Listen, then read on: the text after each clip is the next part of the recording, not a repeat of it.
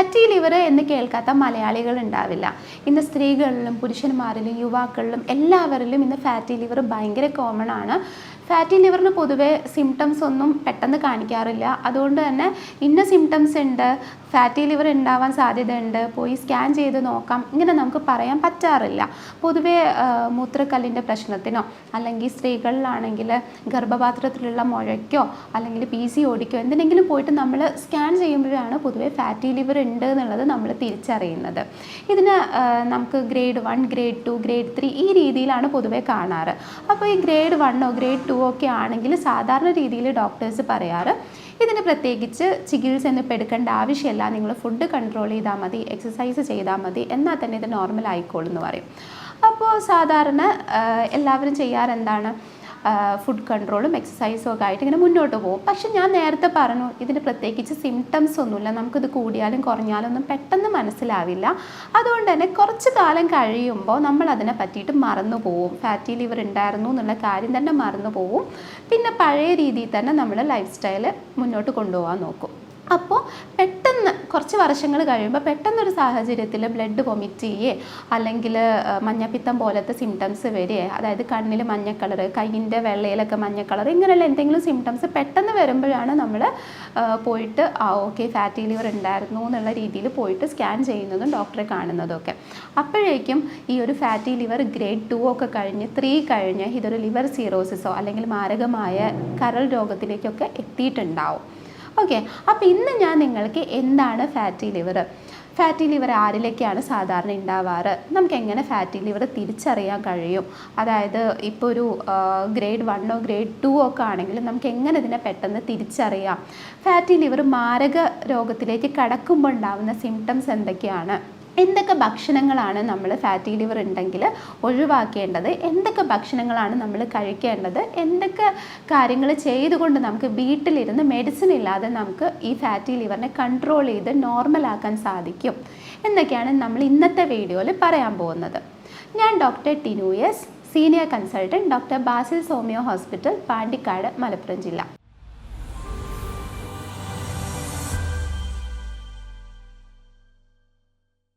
ആദ്യം ഞാൻ എന്താണ് ഫാറ്റി ലിവർ എന്നുള്ളത് പറഞ്ഞുതരാം. കരളിൻ്റെ ചുറ്റും കൊഴുപ്പടിയുക അല്ലെങ്കിൽ കരളിൻ്റെ കോശങ്ങൾക്കിടയിലൂടെ കൊഴുപ്പടിഞ്ഞിട്ട് കരളിന് അതിൻ്റെ സാധാരണ പ്രവർത്തനം ചെയ്യാൻ പറ്റാത്ത രീതിക്കാണ് നമ്മൾ ഫാറ്റി ലിവർ എന്ന് പറയുന്നത്. ഇത് സംഭവിക്കുന്നത് എങ്ങനെയെന്ന് വെച്ചാൽ, സാധാരണ നമ്മൾ എനർജിക്ക് വേണ്ടിയിട്ട് നമ്മുടെ ഓരോ ഓർഗൻസിനും വർക്ക് ചെയ്യാനുള്ള എനർജിക്ക് വേണ്ടിയിട്ട് ഫുഡ് കഴിക്കും. പക്ഷേ ഇത് അളവിൽ കൂടുതൽ ഫുഡ് അല്ലെങ്കിൽ ഫാറ്റൊക്കെ നമ്മുടെ ശരീരത്തിലേക്ക് എത്തുമ്പോൾ ഇത് കൊഴുപ്പായിട്ട് നമ്മുടെ ശരീരത്തിൻ്റെ പല ഭാഗങ്ങളിലായിട്ട് പിന്നീട് ഉപയോഗിക്കാൻ വേണ്ടിയിട്ട് സ്റ്റോർ ചെയ്യുന്ന അവസ്ഥ വരും. എന്നാൽ ഇത് പിന്നീട് ഉപയോഗം വരുന്നില്ല. കാരണം നമ്മൾ സ്ഥിരമായിട്ട് ഇതുപോലുള്ള ഭക്ഷണങ്ങൾ, അമിതമായിട്ട് ഭക്ഷണം കഴിക്കുക, ഇങ്ങനെയൊക്കെ വ്യായാമം ചെയ്യാതിരിക്കുക, ഇങ്ങനെയൊക്കെ ചെയ്തുകൊണ്ടിരിക്കുകയാണ്. അപ്പോൾ ഈ ഒരു ഫാറ്റ് പിന്നെ ഉപയോഗിക്കപ്പെടുന്നില്ല, പിന്നെ അവിടെ ഫാറ്റ് വന്ന് അടിയാണ്. ഇങ്ങനെ ലിവറിൽ ഇതുപോലെ ഫാറ്റ് പോയി അടിയുന്നതിനെയാണ് നമ്മൾ ഫാറ്റി ലിവർ എന്ന് പറയുന്നത്. ഓക്കെ, ഇത് ഗ്രേഡ് 1 ഉണ്ട്, ഗ്രേഡ് 2 ഉണ്ട്, ഗ്രേഡ് 3 ഉണ്ട്. ഓക്കെ, അപ്പോൾ എത്രത്തോളം ഫാറ്റ് കരളിൽ അടിഞ്ഞിട്ടുണ്ട് എന്നുള്ളതിൻ്റെ ബേസിലാണ് നമ്മൾ ഫാറ്റി ലിവറിനെ ഗ്രേഡ് 1, ഗ്രേഡ് 2, ഗ്രേഡ് 3 എന്നൊക്കെ പറഞ്ഞിട്ട് ക്ലാസിഫൈ ചെയ്തിട്ടുള്ളത്. സാധാരണ ഒരു 5% വരെ ഫാറ്റൊന്നും കരളിൽ അടിഞ്ഞിട്ടുണ്ടെങ്കിൽ നമുക്ക് പ്രത്യേകിച്ച് പ്രശ്നങ്ങളൊന്നും ഉണ്ടാവാറില്ല. കരളിൻ്റെ പ്രവർത്തനം അത് നോർമലായിട്ട് തന്നെ ചെയ്യും. പക്ഷേ ഒരു 5% മുതൽ 8% വരെയൊക്കെ ആയിട്ട് ഇത് കൂടിയിട്ടുണ്ടെങ്കിൽ ഇതിന് നമ്മൾ ഗ്രേഡ് 1 ഫാറ്റി ലിവർ എന്നാണ് പറയണത്. അതേപോലെ തന്നെ ഒരു 8 മുതൽ 10 വരെ ആവുമ്പോൾ നമ്മളിതിനെ ഗ്രേഡ് 2 എന്നും 10% മുതൽ 12% വരെ ആവുമ്പോൾ നമ്മളിതിനെ ഗ്രേഡ് 3 എന്നും പറഞ്ഞിട്ട് ക്ലാസിഫൈ ചെയ്യുന്നു. ഓക്കെ, ഇത് ഗ്രേഡ് 3 ഒക്കെ കഴിയുമ്പോഴാണ് നമ്മുടെ ലിവറിൻ്റെ ഇലാസ്റ്റിസിറ്റി ഒക്കെ നഷ്ടപ്പെട്ടിട്ട് ലിവർ സിറോസിസ് പോലുള്ള കണ്ടീഷൻസിലേക്കൊക്കെ പോകുന്നത്. ഇനി ഞാൻ ആരിലേക്കാണ് ഫാറ്റി ലിവർ വരാൻ സാധ്യത കൂടുതലുള്ളത്, ആർക്കൊക്കെയാണ് സാധാരണ ഫാറ്റി ലിവർ വരാറുള്ളത് എന്നുള്ളത് പറഞ്ഞു തരാം. അരിഭക്ഷണം ഒരുപാട് കഴിക്കുന്നവരിൽ, അതായത് 3 നേരം അരിഭക്ഷണം കഴിക്കുന്ന ആളുകളിൽ ഫാറ്റി ലിവർ പൊതുവെ കാണാറുണ്ട്. അതേപോലെ എണ്ണയിൽ വറുത്ത് കോരിയ ഭക്ഷണം, ഇപ്പോൾ ചിക്കൻ ആയിക്കോട്ടെ, മീനായിക്കോട്ടെ, ഇവയൊക്കെ വറുത്ത് കഴിക്കുക, എണ്ണക്കടികൾ ഒരുപാട് കഴിക്കുക, കൊഴുപ്പ് ഒരുപാട് കഴിക്കുക, ഇങ്ങനെയുള്ളവരിൽ ഫാറ്റി ലിവർ കാണാറുണ്ട്. പിന്നെ മറ്റൊന്നാണ് അമിതമായിട്ട് പഞ്ചസാര. ഇപ്പോൾ ബേക്കറി ഐറ്റംസിലായിക്കോട്ടെ, അല്ലെങ്കിൽ എന്താ പറയുക, കോള പോലുള്ള ഡ്രിങ്ക്സ്, നമ്മൾ ചായയിൽ ഒരുപാട് പഞ്ചസാര ഇട്ട് കൂടുതൽ ചായ കുടിക്കുന്നവർ, ഇങ്ങനെയുള്ളവരിലും ഫാറ്റി ലിവർ കാണാറുണ്ട്. പിന്നെ മറ്റൊന്നാണ് റെഡ് മീറ്റ് എന്ന് പറയുമ്പോൾ മട്ടൺ, ബീഫ്, പോർക്ക് ഇവയൊക്കെ അമിതമായിട്ട് കഴിക്കുന്ന ആളുകളിലും ഫാറ്റി ലിവർ കാണാറുണ്ട്.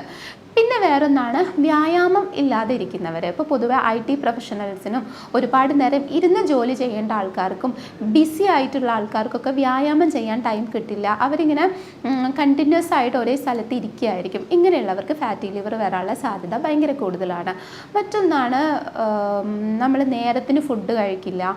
ഇപ്പോൾ ടൈം തെറ്റിയിട്ട് ഭക്ഷണം കഴിക്കുക. അങ്ങനെ ആ ഒരു ടൈം കഴിയുമ്പോൾ നമ്മൾ 2 നേരത്തെ ഫുഡൊക്കെ നമ്മൾ ഒരുമിച്ച് കഴിക്കുന്ന ആളുകളുണ്ടാവും. അങ്ങനെയുള്ളവർ ഫാറ്റി ലിവർ വരാനുള്ള സാധ്യത ഭയങ്കര കൂടുതലാണ്. പിന്നെ വേറൊന്നാണ് പൊതുവെ പ്രവാസികൾക്ക് വ്യായാമം കുറവായിരിക്കും. അതേപോലെ തന്നെ രാത്രിയിൽ ഉറക്കം കുറവായിരിക്കും. ഇവർ ഈ രാത്രി ഉറങ്ങേണ്ടത് അടുത്ത ദിവസം പകലായിരിക്കും കൂടുതലായിട്ട് ഉറങ്ങുന്നത്. അങ്ങനെയുള്ളവർക്കും ഫാറ്റി ലിവർ വരാനുള്ള സാധ്യത ഭയങ്കര കൂടുതലാണ്. പിന്നെ ഡോക്ടറുടെ പ്രിസ്ക്രിപ്ഷൻ ഇല്ലാതെ അമിതമായിട്ട് മെഡിസിൻസ് കഴിക്കുന്നവരുണ്ടാവും. ഇപ്പം ഒരു വേദന വന്നാലോ ഒരു പനി വന്നാലൊക്കെ ഡോക്ടറെ പോയിട്ട് കാണാതെ സ്വന്തമായിട്ട് മെഡിക്കൽ സ്റ്റോറിൽ നിന്ന് മെഡിസിൻസ് വാങ്ങി അമിതമായിട്ട് കഴിക്കുന്ന ആളുകളുണ്ടാവും. ഇവർക്കും ഫാറ്റി ലിവർ വരാനുള്ള സാധ്യത ഭയങ്കര കൂടുതലാണ്. പിന്നെ അടുത്തത് മദ്യപാനം, പുകവലിയുള്ളവർ, ഇത് അമിതമായാലും ഫാറ്റി ലിവർ വരാനുള്ള സാധ്യത ഭയങ്കര കൂടുതലാണ്. അടുത്തതായിട്ട് നമുക്ക് എന്തൊക്കെ സിംറ്റംസ് ആണ് നമ്മുടെ ശരീരം ഫാറ്റി ലിവർ ഉണ്ടെങ്കിൽ തുടക്കത്തിലേ കാണിച്ചു തരുന്നത് എന്നുള്ളത് പറഞ്ഞു തരാം. ഞാൻ നേരത്തെ പറഞ്ഞു ഫാറ്റി ലിവർ ഫസ്റ്റ് ഗ്രേഡും സെക്കൻഡ് ഗ്രേഡും ഒന്നാണെങ്കിൽ നമുക്ക് അങ്ങനെ പെട്ടെന്ന് മനസ്സിലാക്കാൻ പറ്റില്ല എന്നുള്ളത്. അപ്പോൾ ഇങ്ങനെ നമുക്ക് ഒരു സംശയം തോന്നി പോയി സ്കാൻ ചെയ്യണമെങ്കിൽ നമുക്കൊരു ലക്ഷണം വേണമല്ലോ. അപ്പോൾ നിങ്ങൾക്ക് അതെങ്ങനെ മനസ്സിലാക്കാൻ പറ്റും എന്നുള്ളത് ഞാൻ പറഞ്ഞു തരാം.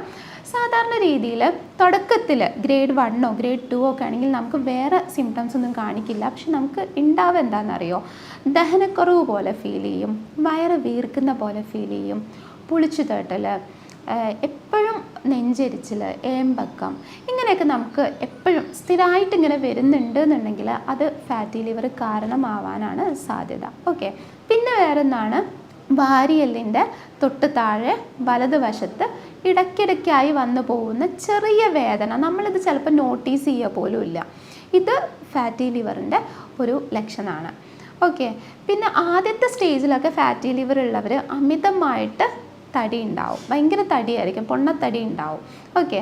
അപ്പോൾ ഇത് പതുക്കെ കുറയുന്നുണ്ട്, നമ്മൾ മറ്റ് ഡയറ്റിംഗ് ഒന്നും ചെയ്യാതെ തന്നെ ഈ ഒരു തടി കുറയുന്നുണ്ട് എന്നുണ്ടെങ്കിലും ഫാറ്റി ലിവർ അഡ്വാൻസ് സ്റ്റേജിലേക്ക് പോകുന്നുണ്ട് എന്നാണ് അതിനർത്ഥം. പിന്നെ മറ്റ് ലക്ഷണങ്ങൾ, അതായത് ഗ്രേഡ് 2 ഒക്കെ കഴിഞ്ഞ് 3 ഒക്കെ ആയി 3 ഒരു സീറോസിസിലേക്കൊക്കെ പോകാൻ ഒരുങ്ങുമ്പോഴുള്ള ലക്ഷണങ്ങൾ ഞാൻ പറഞ്ഞുതരാം.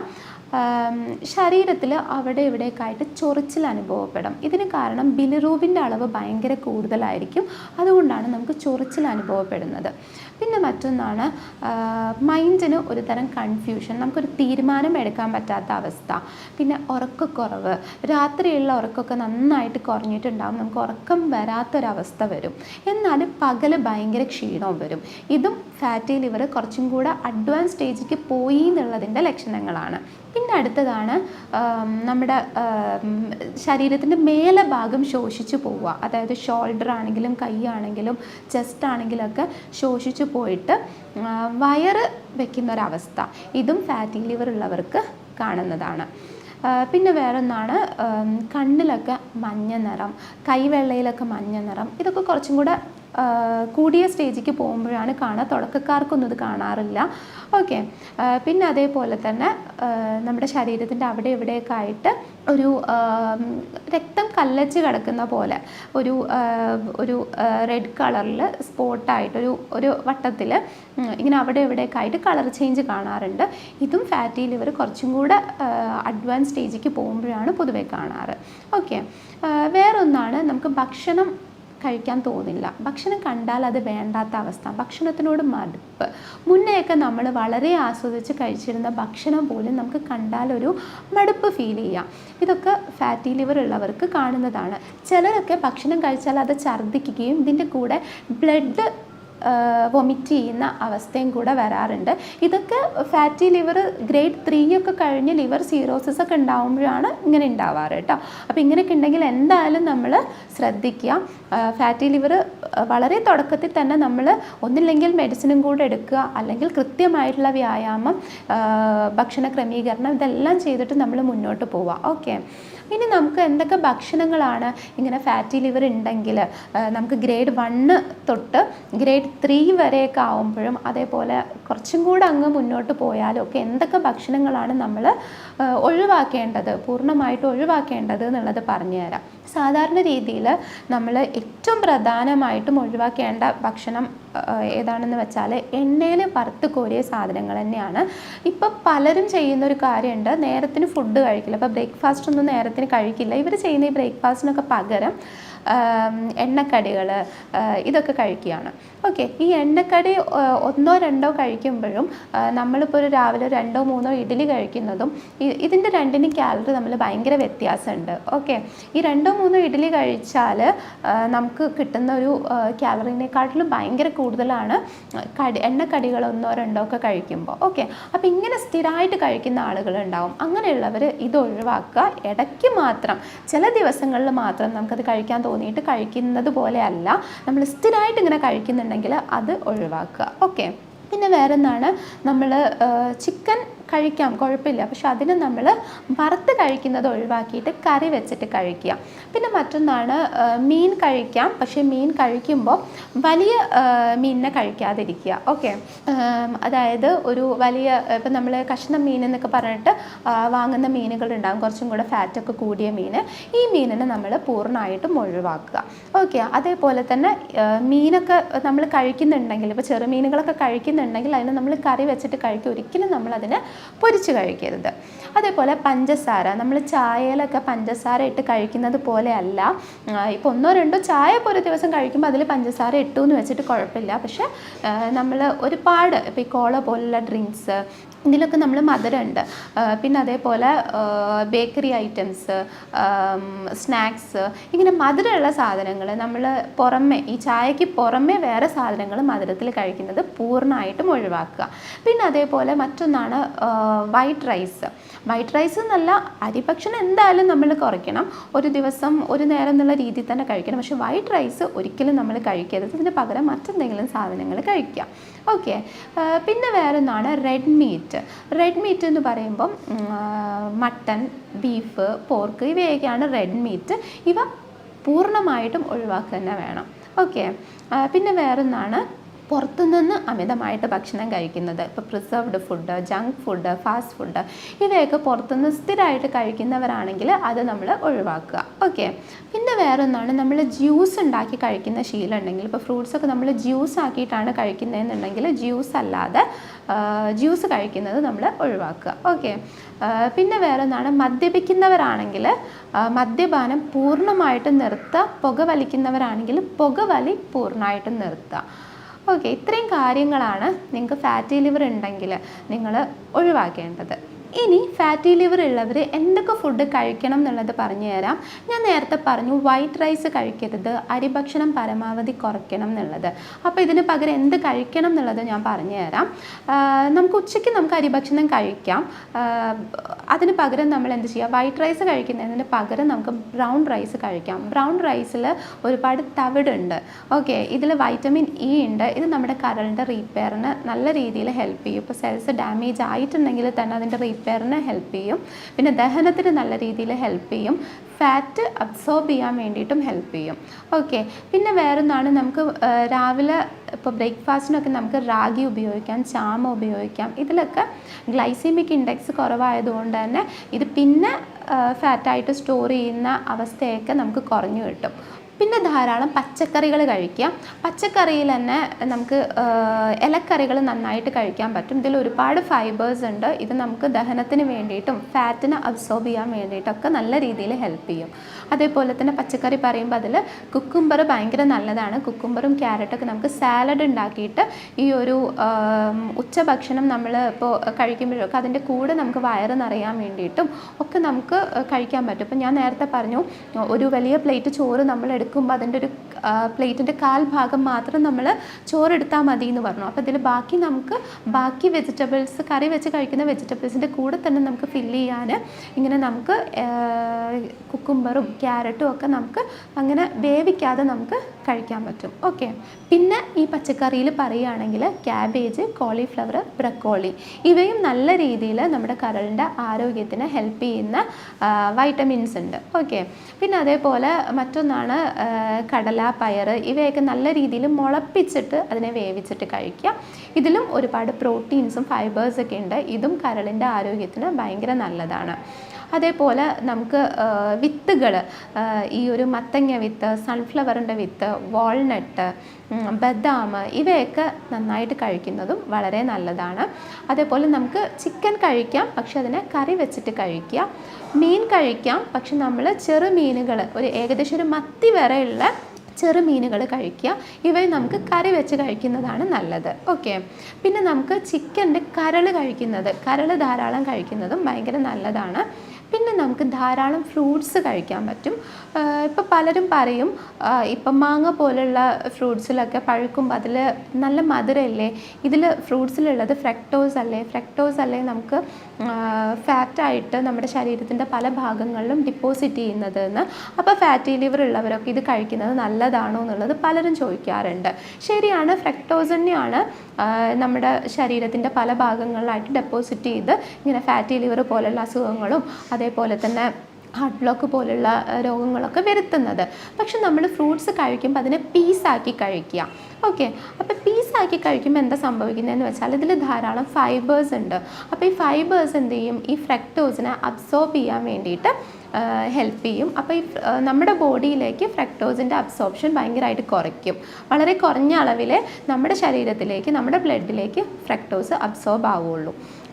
ഈ ഒരു ഫ്രക്ടോസ് ഈ ഒരു ഫ്രൂട്ടിൻ്റെ ഫൈബറിൽ തന്നെ, അതായത് നാരിൽ തന്നെ അബ്സോർബായിട്ട് അത് പിന്നെ പുറത്തേക്ക് പോവുകയാണ് ചെയ്യുക. അതുകൊണ്ട് ഫ്രൂട്ട്സ് കഴിക്കുന്നതുകൊണ്ട് ഒരു കുഴപ്പമില്ല, നമുക്ക് ധാരാളം ഫ്രൂട്ട്സ് കഴിക്കാം. ഓക്കെ, പിന്നെ വേറൊന്നാണ് ധാരാളമായിട്ട് വെള്ളം കുടിക്കാൻ നമ്മൾ ഒരിക്കലും മറക്കരുത്.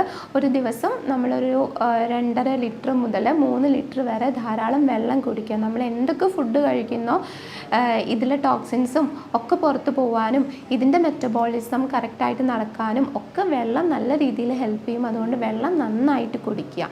ഓക്കെ, അപ്പോൾ ഇത്രയും കാര്യങ്ങളാണ് നമുക്ക് ഫാറ്റി ലിവർ ഉണ്ടെങ്കിൽ നമ്മൾ കഴിക്കേണ്ടത്. ഓക്കെ, പിന്നെ ഒരുപാട് പേരുടെ സംശയമാണ് പ്രമേഹ രോഗികൾക്ക് ഫാറ്റി ലിവർ ഉണ്ടാവാനുള്ള സാധ്യത കൂടുതലുണ്ടോ എന്നുള്ളത്.